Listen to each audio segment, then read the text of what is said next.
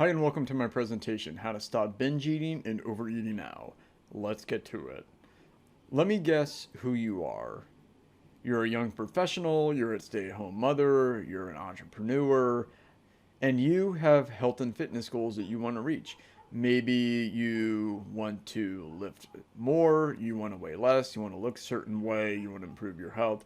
Whatever it is, you have some goal that you want to reach, but you don't like where you are now. There's definitely a difference between where you are now and where you want to be. You have this vision, but you're not sure how to get there, and there's this block between who you are now and who you want to be. You've probably tried multiple solutions and you've probably spent a lot of money on those solutions. Maybe you've tried other programs, maybe you've hired personal trainers, maybe you've joined gyms, you've taken supplements, you've done apple cider vinegar, whatever. There's 1,000 different solutions out there, and you've probably tried a lot of them without a lot of success. But nothing ever seems to work, no matter how much you learn or how much you know about diet, weight loss, nutrition, health, whatever. Um, None of those solutions ever work for you. You see other people getting success, but you're never getting the success that you want.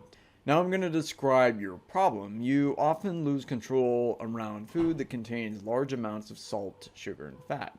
So that's like donuts, cakes, pies, cookies, Cheez-Its, potato chips, something like that.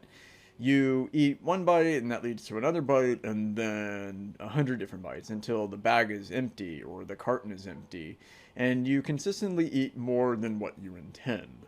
You find yourself consistently overeating. You go to a restaurant or you go to a party and you eat way more than what you wanted to. You want to make changes, but you keep doing it despite the negative consequences. So you keep overeating even though it makes you feel bad, it makes you look bad, it makes you gain weight, it decreases your health and your fitness. You know you shouldn't be doing it, but you keep doing it and you're not sure how to stop. You're in this cycle that starts with something like a commitment or a resolution. You do well for a few days and then you fall off the wagon and you revert to your old ways. And you run out of willpower and you can't maintain the diet or you can't stick to the plan, and you find yourself binging and overeating, and then you feel bad about it, and then you make another commitment or another resolution, or you start another diet, and then you're good for a few days, and then the cycle repeats itself. And you've probably repeated the cycle over and over. And here's what that vicious cycle looks like. You get a cue, and the cue could be anything like a package, an advertisement, an image, maybe visual stimuli, could even be a thought. You get this thought in your head, and that's enough to start the whole thing. Then you have this urge, this really strong craving to consume it, and you start to obsess about it, and it starts to occupy a significant part of your brain. You can't focus on anything else, and you're just in this frenzy because the only thing you want to do is get your hands on that particular food. And it could be anything. It could be cookies, ice cream, potato chips. It doesn't really matter. You're gonna crave different things at different times. But the point is, all you can think about is consuming that food as fast as you can. And then once you finally take the action and you do the work to obtain that food, then you consume it as fast as you can. Probably in a really distracted manner. You're probably watching some sort of media. Maybe it's a video, maybe it's a movie, maybe you're trying to study, whatever. You're trying to distract yourself while you do it, and you're consuming it very fast. You're not paying attention to hunger cues. You're not paying attention to portions. That lower part of your brain, that primitive part of your brain, has completely taken over at this point. And then you get the reward. You get that hit, and it feels really good, and you're distracted, and it elevates your mood a little bit.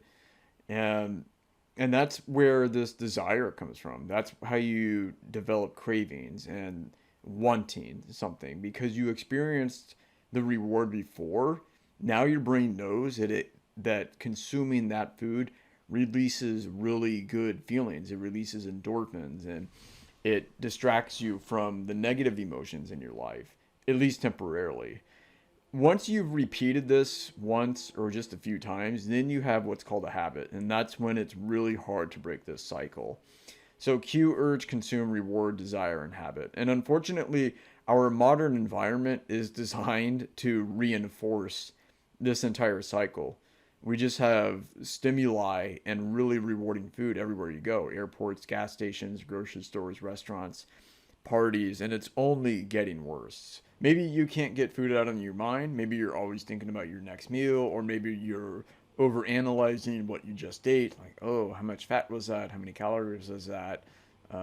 Is that within my budget? Am I going to gain weight tomorrow? You have all of this self doubt, insecurity, shame, and guilt. You feel guilty after eating a meal. You especially feel guilty after eating stuff that has a lot of fat and sugar, a lot of desserts, a lot of sweets, or you feel ashamed of yourself. You feel like you have no control. You feel like you can't reach your goals, and you feel like a failure. You also feel like you're hiding something. You don't want to tell anybody you have this problem. You just pretend like everything is okay. So when you go out to a restaurant or you eat in front of other people, you probably eat a nice healthy salad, and everybody thinks that everything's fine and that you're a really healthy person. Maybe you go to a gym or you see other people who are in good shape and you think to yourself, why can't I be like them? Or you see people who are eating normally, at least on the surface, and you think, why can't I just eat normally? Why can't I think about other things? Why can't I just be normal? And you're probably thinking, what's wrong with me? Why do I keep engaging in this kind of behavior? Is there a problem with my brain? Do I need surgery? Do I need therapy? And it's just a constant struggle to not eat. You have to keep your kitchen empty. You have to keep your desk empty. You can't be near food. Sometimes you skip social events because you're too afraid to overeat. You feel like there's this tug of war inside your head. One side wants to do one thing, and the other side wants to do something that you don't want to do. One side wants to make the healthy decision. The other side wants you to eat as much as you can. And that other side of your brain is winning most of the time. It feels like there's an angel and a demon in your head, and the demon has been winning more often than not. How does this problem manifest in your life? You're not performing well in the gym. Maybe you're not doing the exercises you want to do. Maybe you're skipping the fitness class because you're ashamed of your physique, or you can't keep up with the other people. Maybe you can't focus at work or at school because you're always obsessing about your next meal and what you're going to eat next. You can't manage your weight. You gain or lose the same 10 or 15 pounds over and over again. The scale often fluctuates. Maybe it goes down for a few days or a few weeks, but then it starts climbing up again. You fall off the wagon, and then you regain all the weight that you lost. And you're suffering from poor body image and physique. You look in the mirror and you don't like what you see. You have little too much extra skin, or you have some extra rolls, or your thighs are too big, or your stomach is too big. There's some part of your body that you don't like. And when you look in the mirror, you just feel ashamed and you think, why do I look like this? And how can I look like the person that I want to be? But what if you did have complete control over what you ate and you never binged or overate? All of the problems that I just listed above wouldn't be problems anymore. You would actually like the way you looked. You would be performing well at your job. You would be performing well at the gym. You wouldn't be avoiding social situations. You wouldn't have the shame, the guilt, or the anxiety that you have now. Your life would be drastically different. Your social life would certainly be different. You wouldn't be skipping those social events. You wouldn't be skipping events just because there's food there and you don't want to overeat. Or you wouldn't be skipping events because you don't want others to notice the changes in your physique. Or you wouldn't feel uncomfortable or embarrassed at those events because you're comfortable with your body and you're consistently making healthy decisions. You would be performing better physically. Maybe you could run faster, swim faster. Maybe you could break a personal record. Maybe you could sign up for that half marathon or that local race that you've been wanting to join. You would certainly have improved body image. When you make better decisions about what you eat every day, your body image starts to improve. Those extra rolls disappear. Your arms are a little more toned. You just look better overall. Your pants start to fit, and you can finally take the tags off all those clothes that you bought because you were certain you were going to lose weight on that last diet. Your health will certainly improve too. When you stop overeating and you stop binge eating, your health improves. Cholesterol, HDL cholesterol goes up, the LDL goes down, maybe your triglycerides go down, maybe your blood pressure goes down. And because you're not worrying all the time, you have less stress in your life. And less stress will help you lose weight too. Your life is just better overall. I mean, overeating and binge eating is a real drain on your emotions, and it actually makes your health worse. Your life isn't going to be perfect, but your life is going to be better. I guarantee it. Now, let me talk for a minute about the biggest misconception about overeating, binge eating, and really any bad habit. And I call it the willpower lie. We like to think that all we need is a little more willpower in our lives. If we just had more willpower, then we would never make bad decisions. We would always eat healthy. We would never fall off the wagon. We would never cheat. We would always make the smart, healthy decision if we could just have more willpower. How can we get more willpower? But here's the truth. Willpower is finite. You only have so much of it. It's like a gas tank, and you burn through that gas really fast. Imagine if you had a Hummer, those big SUVs that get 5 miles a gallon. That's kind of what willpower is like. You burn all of that willpower in a little bit of time, and you can't use willpower all day. Impossible. And this is why diets fail, because diets depend on willpower. You have willpower for a few days, but then once you exhaust the willpower, you succumb, you binge, you overeat, and that vicious cycle starts once again. You don't need more resolutions or more commitments. You've made too many of them, and you've reneged on all of them up until now. Resolutions and commitments don't work and will never work. They provide a false sense of security, and they make you think that next time will be the last time. Not true. Let's review some of the common solutions to overeating, binge eating, and bad eating habits. Let's talk about the big diets out there: keto, paleo, vegan. If you go on YouTube or Amazon and you type in one of these words, you will get thousands and thousands of hits. And people will tell you that each one of these diets is the ultimate diet and it's the greatest diet ever. And if you just follow this diet, you'll have ultimate health and you'll never overeat and you'll drop all this weight. I have tried paleo and vegan and offshoots of these diets. I'm telling you, none of these diets are the ultimate solution. You can overeat on any of these diets, especially vegan because it has so many carbs, but keto and paleo, you can overeat there too. You can overeat on cheese, you can overeat on butter, you can overeat peanut butter, my nemesis for many years.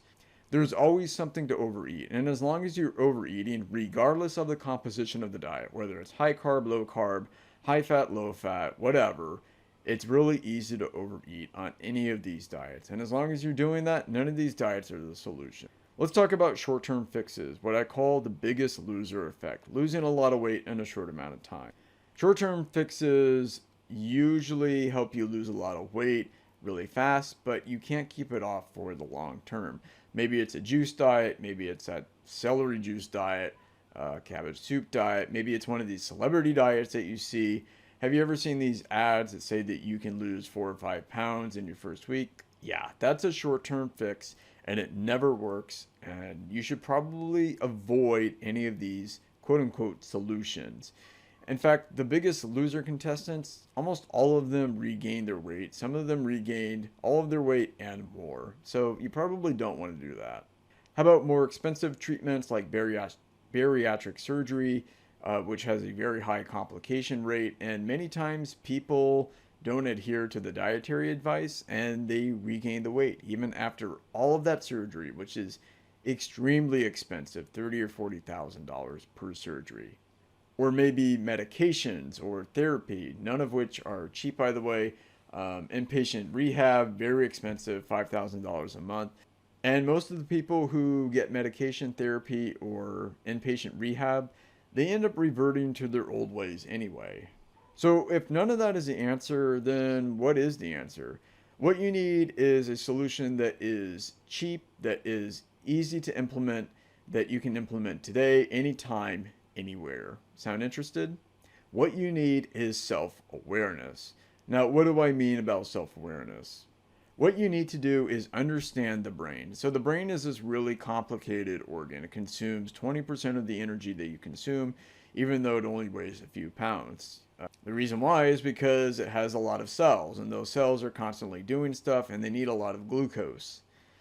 But the brain is not one unified whole. The brain is actually multiple parts. And the primitive part of the brain is at the bottom. You have the brain stem that's responsible for basic functions like breathing and cell metabolism and all that.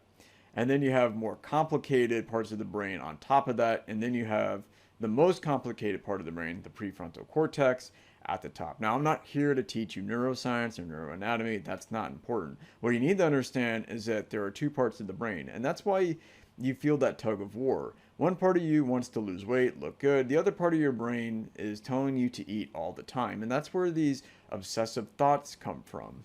And that's why you feel out of control. The part of your brain that's at the bottom, the primitive part of your brain, is making you do things that the higher part of the brain doesn't want you to do. And that explains self-sabotage. Why do you do things that ultimately hurt you in the long run? It's because there's two parts of the brain, and one part is interested in survival, and the other part is interested in long-term goals.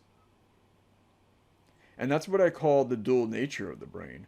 One part of the brain has one goal and another part of the brain has another goal. This is a really simplified view of the brain, but you need to quit thinking that the brain is just one thing. Being aware means being connected to your hunger and your cravings. When you're connected to your hunger and your cravings, you understand why you're eating. And that's really important to understand. You need to know why you're eating and what you're eating in the moment. If you only ate according to hunger, you probably wouldn't be watching this video. You wouldn't have this problem. You would never overeat or binge eat. Binge eating and overeating are deliberately ignoring your hunger mechanism. You're constantly eating beyond your hunger. Cravings are okay and they're natural. Cravings aren't good when you allow them to dictate how much you eat and what you eat. But a craving can't make you do anything. A craving is just a thought. It's just an idea. But when you're aware of why you have cravings and where they're coming from and what they want you to do, then it becomes really easy to overcome them. You don't have to resist them. You just need to acknowledge them and keep moving. That's why I like to say control your brain, control your body, and control your life. When you can control your brain and you can control your impulses and your cravings, then you can control your body and your health and ultimately your life. I need you to understand that you have the final say in these matters. Recognize, reject, repeat. What does this all mean? This is a simple way to beat any impulse, any urge, and any craving, and anytime, anywhere. The first part is to recognize the urge, the impulse, the craving, the thought, or the cue. If you don't learn to recognize these automatic thoughts or these cravings, then you really have no hope. I think the biggest thing in my recovery was learning how to become aware of all of this, becoming aware of the brain, becoming aware of habits, becoming aware of urges and what they mean, becoming aware of my cravings.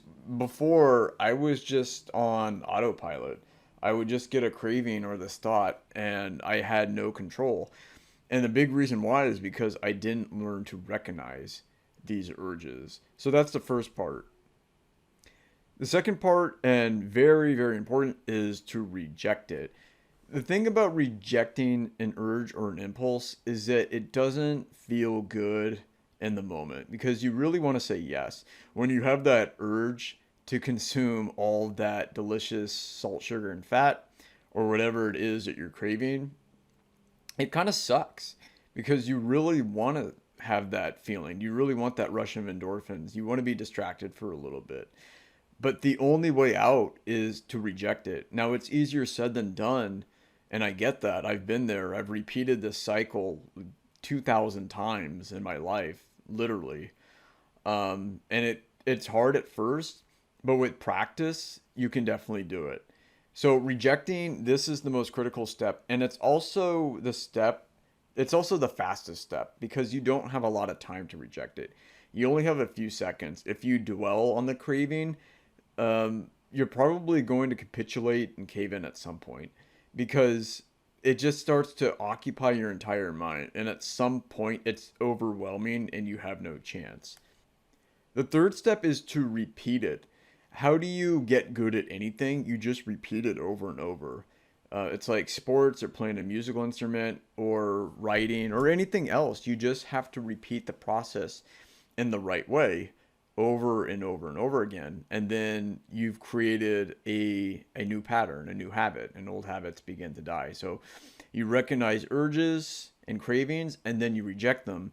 And once you start doing that over and over, then you start to engage in different behavior. You start making better decisions.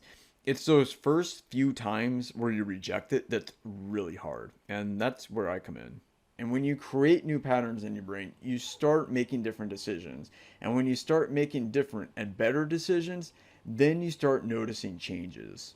And that's when you stop overeating and stop binge eating. That's why I like to say new patterns lead to new behaviors.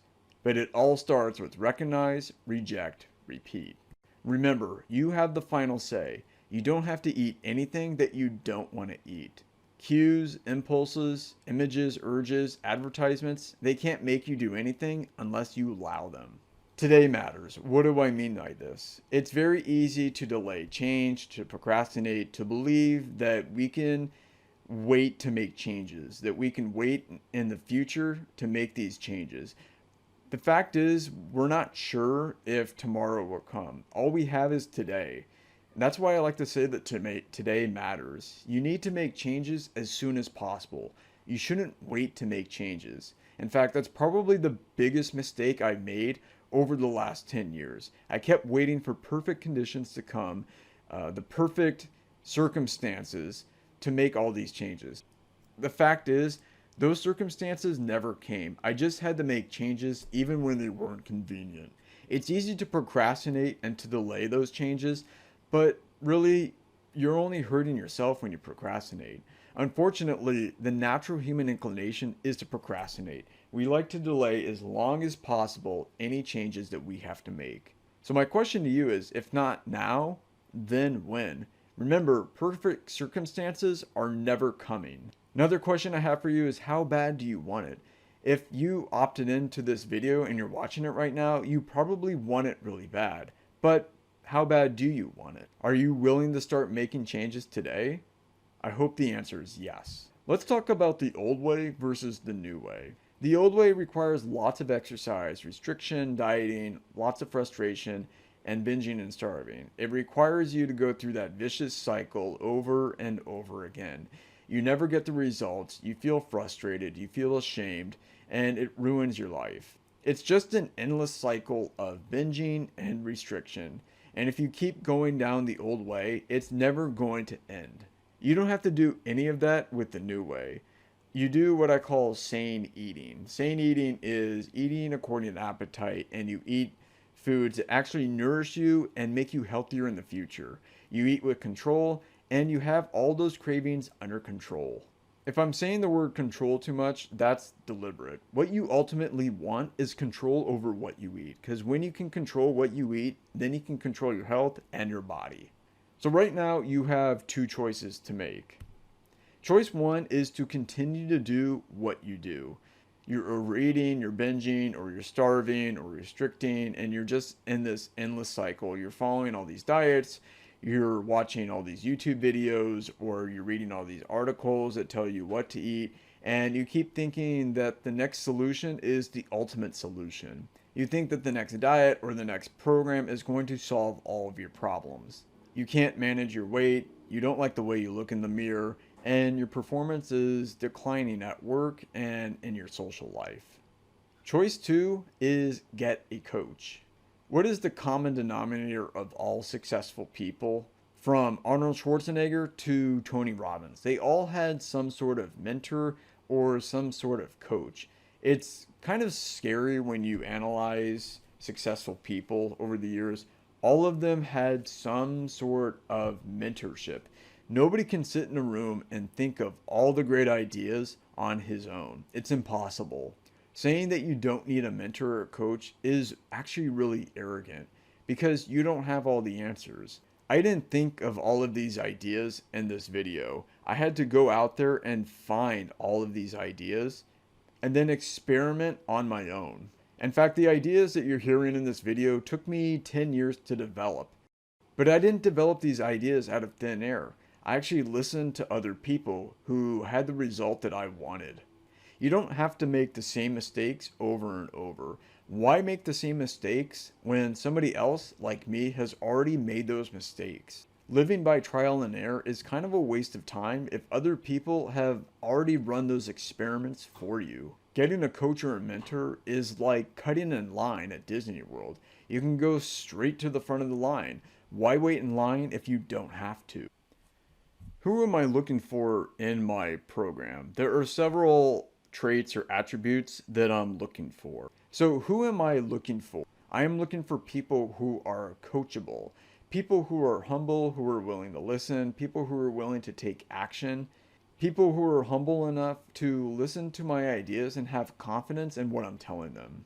I'm also looking for people who are decisive. I don't want people who are going to procrastinate, who are going to delay changes, who are going to wait for those ideal circumstances. I basically don't want people who are like previous versions of me.